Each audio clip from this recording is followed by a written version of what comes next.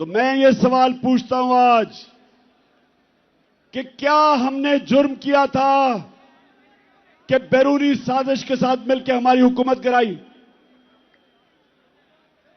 और मैं एक जगह फेल हुआ हूं। मैं 3.5 साल में एक जगह फेल हुआ हूं। मैं ताकतवर को कानून के नीचे नहीं ला सका। जिन लोगों ने इस मुल्क को लूटा था, जिनके ऊपर करप्शन के केसेस थे, मैंने बड़ी कोशिश की, लेकिन नैब मेरे नीचे नहीं थी, वो एस्टेब्लिशमेंट के नीचे थी। नैब वाले मुझे कहते थे कि जी केस सारे तैयार हैं, लेकिन हुक्म नहीं आ रहा। जिनके पास कंट्रोल था वो हुक्म नहीं दे रहे थे। वो इन चोरों से बजाय इनको जेलों में डालने के डीलें कर रहे थे। मैंने हर मीटिंग के अंदर ये बात की कि जनाब, जब तक आप ताकतवर को कानून के नीचे नहीं लेके आएंगे, बड़े बड़े डाकुओं का एहतसाब नहीं करेंगे, या करप्शन खत्म नहीं होने लगी। तो मुझे बार बार जवाब आता था कि इमरान साहब, आप इकोनॉमी के ऊपर तवज्जो दें, इसको भूल जाएं, एहतसाब को। मुझे यह कहा क्या कई दफा कि अच्छा जी, इनको छोड़े, एनआरओ दे दें, इनको नैब के अंदर कानून बदल दें। ये भी जिनके पास ताकत थी, मुझे अफसोस से कहना पड़ता है कि वो करप्शन को बुरा नहीं समझते थे। उनके लिए करप्शन क्या होती है? चोरी तो होती है जो आपके घर में चोरी, आपका टेलीफोन चोरी हो गया।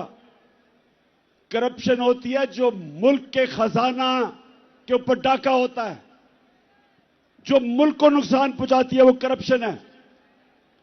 और वो करप्शन जिनके पास ताकत थी, उनको ये बुरी नहीं लगती थी। और आपने देख ही लिया कि क्योंकि बुरी नहीं लगती थी, तो ये सारे चोरों का टोला ऊपर बैठा दिया। अगर साजिश नहीं भी की थी तो इनका रास्ता नहीं रोका, इनको आने दिया।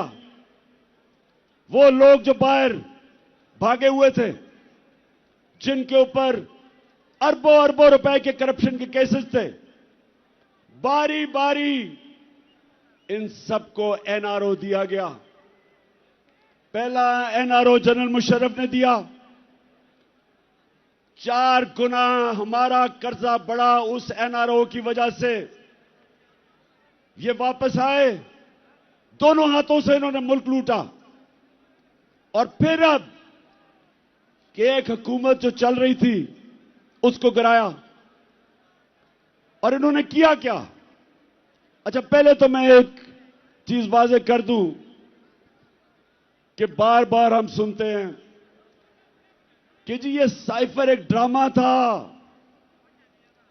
हम ये सुनते हैं कि जी ये तो साइफर थी कोई चीज नहीं, ये कोई एक फेक बयानिया बनाया गया। मैं आज जो भी ये सारे कह रहे हैं, और ये सब वो कह रहे हैं जो साजिश का हिस्सा थे, मैं इनसे पूछता हूं,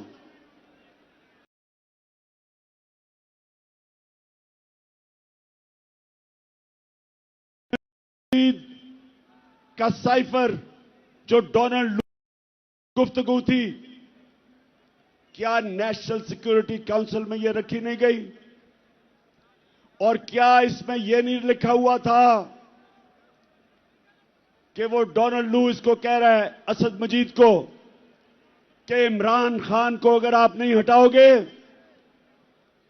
तो तुम्हारे मुल्क को मुश्किलात का सामना करना पड़ेगा, और अगर तुमने इसको हटा दिया तो हम सब कुछ माफ कर देंगे। क्या यह साइफर के अंदर नहीं था जो नेशनल सिक्योरिटी काउंसिल में आया सामने? और क्या नेशनल सिक्योरिटी काउंसिल ने यह कहा नहीं कि अमेरिका से प्रोटेस्ट करो, डिमार्च करो,